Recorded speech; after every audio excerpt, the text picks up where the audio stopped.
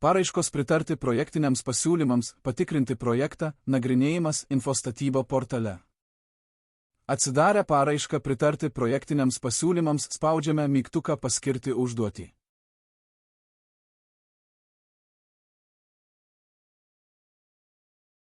Užduoties vykdytojas jau nurodytas, tad galime išsaugoti.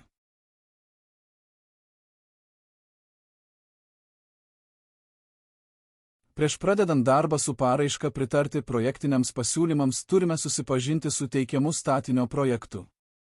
Jo duomenis galime pamatyti statinio projekto skiltyje.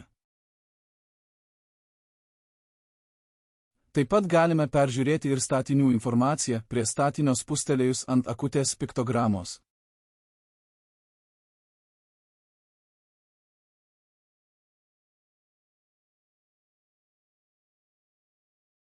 Pridėtų dokumentų skiltyje galime matyti visus su statinio projektu susijusius dokumentus. O prašymų skiltyje matysime nuorodą į prašymą išduoti statybą leidžiantį dokumentą. Susipažinus su statinio projektu spaudžiame mygtuką formuoti išvadą. Galime pasirinkti pritarta, atmesta arba nepritarta. Šiuo atveju pasirinksime pritarta.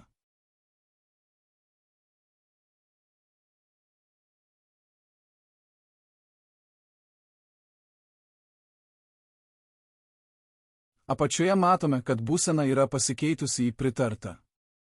Tai reiškia, kad galime baigti formavimą. Suformavus išvadą galime ją pateikti dviejais būdais. Tai yra teikti išvadą be pasirašymo ir teikti išvadą su pasirašymu. Šiuo atveju pateiksime išvadą su pasirašymu, todėl privalome nurodyti pasirašantį ir registruojantį asmenius. Abiem atvejais nurodysime save. Nurodžius spaudžiame mygtuką pradėti pasirašymą.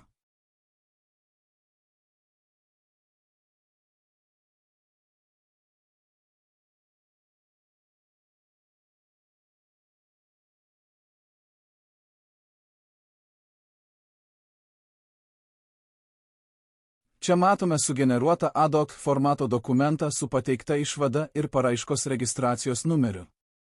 Spaudžiame baigti redagavimą. Po šio žingsnio galime pasirašyti, grįžti į redagavimo būseną arba peržiūrėti sugeneruotą ad hoc formato dokumentą. Šiuo atveju pasirašysime išvadą.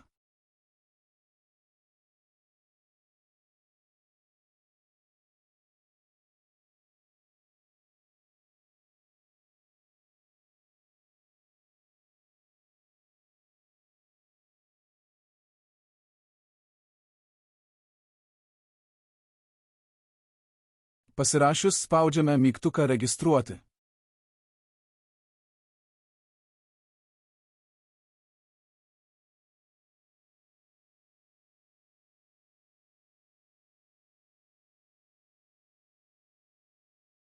Po šio žingsnio išvadai bus suteiktas naujas registracijos numeris, tai reiškia, kad procesas yra užbaigtas sėkmingai.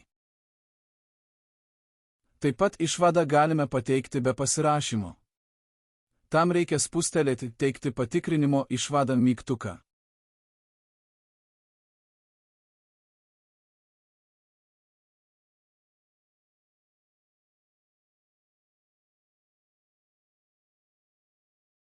Pasikeitus registracijos numeriui žinosite, kad išvada yra pateikta sėkmingai.